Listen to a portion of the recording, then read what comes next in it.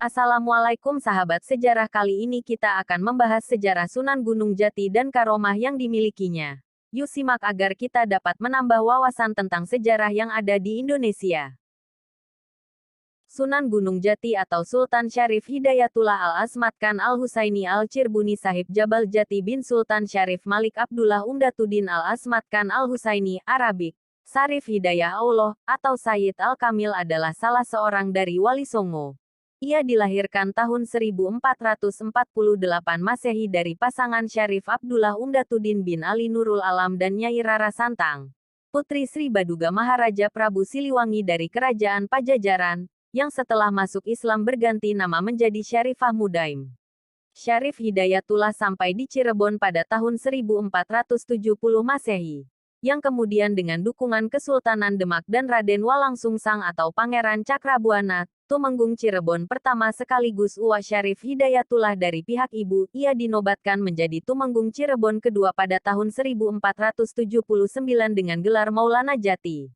Nama Syarif Hidayatullah kemudian diabadikan menjadi nama Universitas Islam Negeri Syarif Hidayatullah Jakarta di daerah Tangerang Selatan, Banten.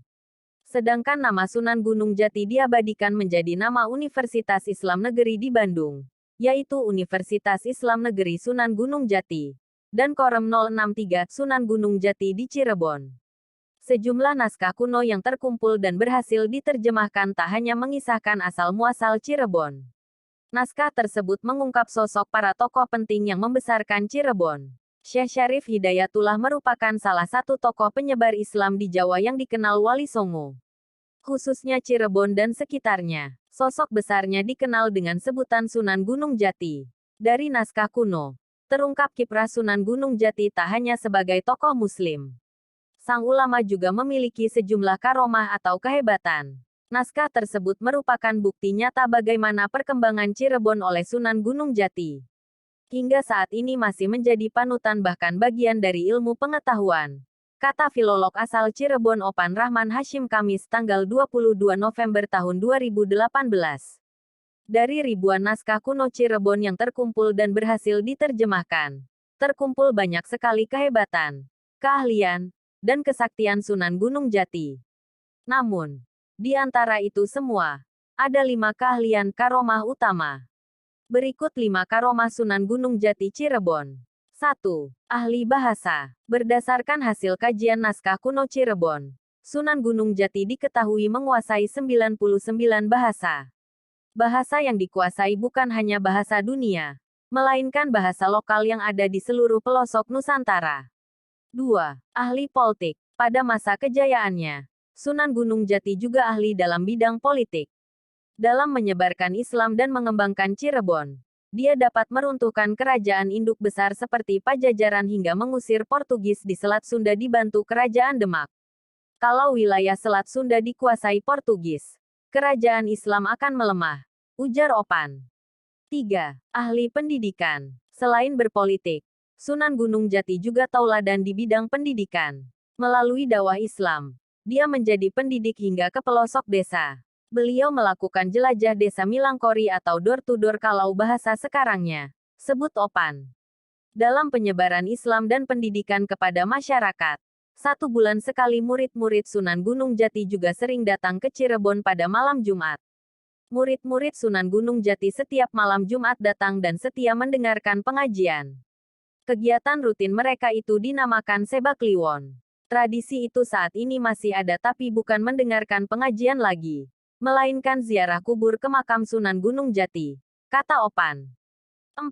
Ahli strategi perang. Dalam mempertahankan eksistensi Kesultanan Cirebon, Sunan Gunung Jati perlu memperluas wilayah kekuasaannya. Dia berhasil menaklukkan kerajaan Raja Galuh, Kuningan, Talaga, hingga menguasai Sunda Kalapa. Wilayah kekuasaan Kesultanan Cirebon hampir di seluruh Jawa Barat dan separuh Jawa.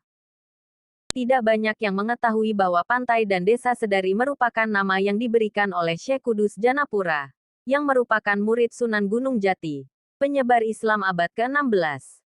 Nama Sedari berasal dari nama Dewi Sondari, putri dari Syekh Kudus Janapura, dan nama tersebut masih bertahan hingga saat ini. Berdasarkan penelusuran sejarah, nama Sedari berawal dari penyebaran Islam di pesisir utara Jawa bagian barat oleh Kesultanan Cirebon abad ke-16. Saat itu, tahun 1518 Sunan Gunung Jati yang menjadi Sultan Cirebon mengutus muridnya Syekh Janapura untuk membuka hutan belantara yang berada di dekat laut pesisir barat Jawa. Hutan belantara itu untuk dijadikan pedukuhan atau permukiman. Pedukuhan ini digunakan untuk pos pertahanan Kesultanan Cirebon dari pesisir barat. Pada awal abad ke-16, saat Sunan Gunung Jati menjabat sebagai Sultan Cirebon, ia mengutus seorang murid ke pesisir barat jauh dari wilayah Cirebon pada tahun 1518. Murid itu adalah Syekh Janapura yang berasal dari Kudus. Ia diberi misi untuk membuat pedukuhan atau pemukiman di hutan belantara dekat laut. Pedukuhan itu diyakini sebagai pos Kesultanan Cirebon di pesisir utara bagian barat Kesultanan Islam itu. Saat itu, Sunan Gunung Jati menyuruh Syekh Janapura untuk membuka hutan di wilayah yang kini disebut Pantai Pisangan hingga Sedari di Karawang. Setelah 10 tahun memimpin pedukuhan di Pisangan, dua putri Syekh Janapura dari Kudus datang berkunjung. Mereka adalah Dewi Sondari dan Andi dari Wangsayuda. Keduanya menetap beberapa tahun di sana. Saat dikunjungi kedua putria, Syekh Janapura mendapat misi menyebarkan Islam ke Sedari, yang saat itu dikenal dengan Tanjung Suwung. Wilayah itu dulu dihuni oleh orang-orang pelarian kerajaan Telaga. Syekh Janapura lalu mengislamkan orang-orang di sana dan membuat pedukuhan. Keberhasilan Syekh Janapura mengislamkan penduduk Tanjung Suwung rupanya sampai ke Kudus. Untuk memperingati pernikahan putrinya, Syekh Janapura memberikan nama Sondari untuk pedukuhan di Tanjung Suwung. Nama itu bertahan hingga kini. Warga asli di desa Sedari percaya, Syekh Janapura tinggal di Sedari hingga akhir hayat dan dimakamkan di dekat pantai Sedari. Menurut cerita keluarga, beliau meninggal pada tahun 1567. Ia pun dimakamkan di dekat pantai Sedari. Detik melihat makam itu terletak di dekat kolam, dikelilingi pepohonan mangrove.